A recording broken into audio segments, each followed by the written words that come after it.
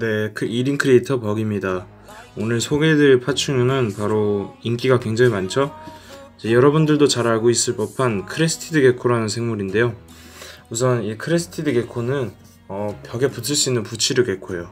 그러니까 한마디로 사육장을 키울 때 너비보다는 높이가 좀 중요한 파충류죠. 그리고 이제 크레스티드 게코는 야생에서 살 때 이제 나무를 타는 파충류로 알려져 있죠. 이제 발판에 보시면 이렇게 빨판이 있어요. 이 빨판은 이제 완전 되게 싫어하네요. 빨판은 이제 이 친구들을 이제 표면에 딱 붙어서 안 떨어지게, 그러니까 스파이더맨처럼 벽에 붙을 수 있게 해주는 역할을 하고요.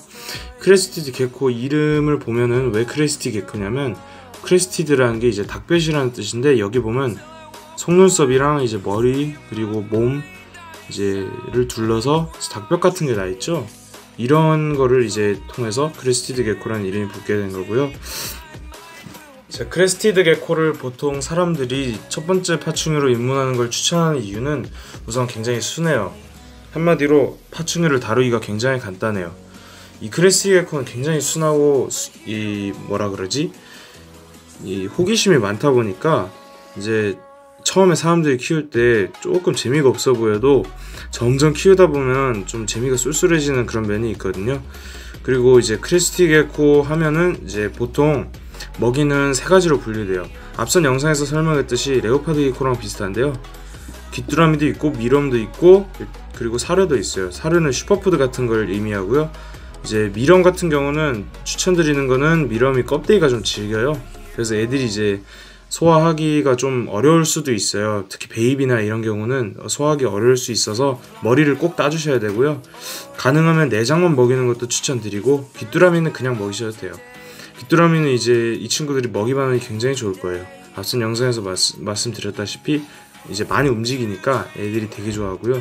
사료 같은 경우는 사실 잘 안 먹을 거예요. 이게 처음 키우시는 분들 보면 대부분 베이비를 입양하시거든요. 베이비를 입양하시게 되면 이제 이 친구들이 처음에 슈퍼푸드가 먹이인지 잘 모르고 입에 묻혀줘도 잘 먹지를 않을 거예요. 그래서 이제 먹인지 잘 몰라서 안 먹는 경우가 생길 텐데, 그런 경우는 솔직히 조금 추천드리는 거는 참을성을 좀 가지시고 계속 먹여야 돼요. 이제 약간 아이들 밥 먹이는 거랑 비슷한데요.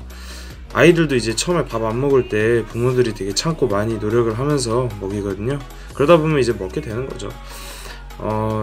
우선 근데 추천드리는 거는 이제 너무 충식만 시키면 안 된다는 거예요. 이제 충식을 시키면 좋은 점, 먹이 반응이 좋고 사육자가 이제 기분이 좀 좋은 반면, 왜냐하면 피딩 재미가 있으니까요. 근데 이제 영양적 균형을 맞춰주기 위해선 얘네들도 자연에서 과일을 먹고 사는 친구들이에요. 그래서 슈퍼푸드도 8:2, 저는 8:2를 선호합니다. 8:2의 비율로 항상 충식과 그 다음에 슈퍼푸드, 즉 사료, 과일을 먹이셔도 돼요. 대신에 산도가 너무 높지 않으면 되고요. 그런 이제 과일을 좀 추천을 드려요.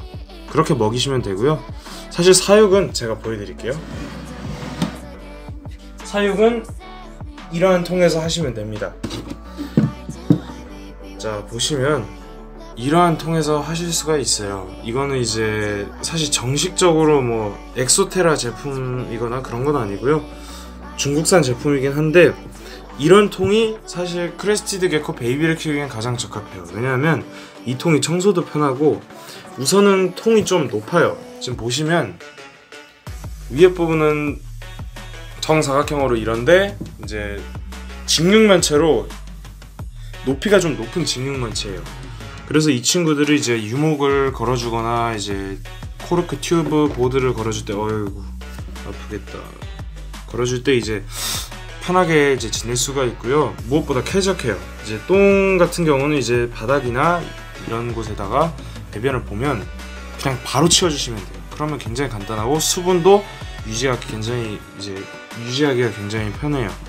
하루에 2번씩 분무해주시면 되고요. 항상 촉촉하면 얘네들이 이제 색이 이렇게 잘 나와요. 그러면 그 뜻은 이제 얘네들 상태가 괜찮다는 뜻이고, 오히려 크레스티드 게코는 보통은 물을 뿌리게 되면 온도가 약간 낮아지는 경향이 있는데, 이제 이 친구들은 좀 저온성 파충류이기 때문에 살짝 낮아도 괜찮아요.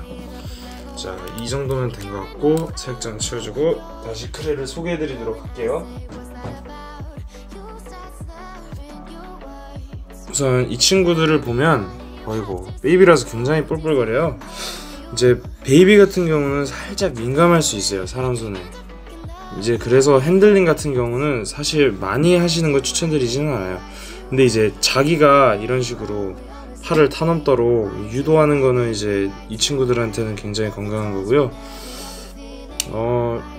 이제 크레 하시면 이제 사실 이제 참 정보가 많아요.